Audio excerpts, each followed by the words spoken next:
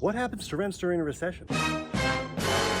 Do they crash like the stock market, or could they actually continue to go up? This is important for real estate investors to understand. So with that, let's dive in. Hey, what's going on, everybody? This is Aaron Nelson. I'm the founder and principal of White Coat Holdings. We're a real estate investment company that buys large apartment complexes all throughout the United States. And there's been a lot of talk lately about the United States potentially entering a recession as soon as second quarter GDP data comes out. As a matter of fact, a lot of people already believe we're in a recession right now. So we've been getting a lot of questions from our investors about what happens to rents during a recession. So the first thing to keep in mind is that real estate markets and the rental markets are local. So it's very possible that in some areas rents could increase while in other areas rents could decrease. Now, with that said, let's take a look at some national data from back in 2008, one of the largest recessions we've ever seen in the United States. Back in 08, we saw rents dip very slightly from 08 to 2010 and then increase very quickly from 2010 on. This curve looks a whole lot different from the Case-Shiller index that shows how home prices fared during that time. Now, some of you are probably asking, why would this occur? Well, in 2008, unfortunately, a lot of folks lost their jobs and their homes because of the economic downturn. And this meant that there was a lot more people who moved out of their homes or their primary residences, but they still needed a place to live, so they had to rent. With more people vying to rent the same number of properties or potentially even fewer rentals because some of them may have been foreclosed on and went back to the bank, the cost to rent increased. So how does this compare to the market today? Well, three things to keep in mind. First of all, most of you know that homeowners today are much better positioned than the average homeowner back in 2008. Most homeowners today have a lot more equity and they're far better qualified as a borrower.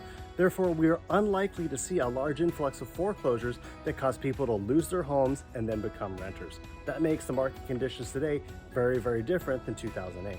Secondly, we have skyrocketing interest rates, and this makes it harder and harder for first-time homebuyers to buy. So the interest rates nowadays are about 250 to 300 basis points higher than they were last year.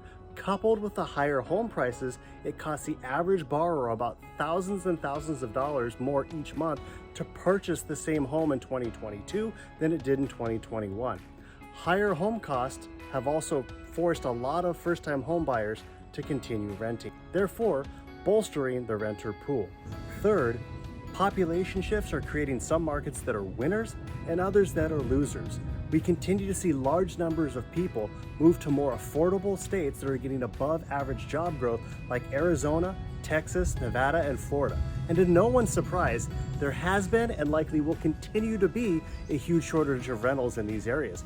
Rents are likely to continue to go up in these areas as there simply is not enough rental housing to meet the demand.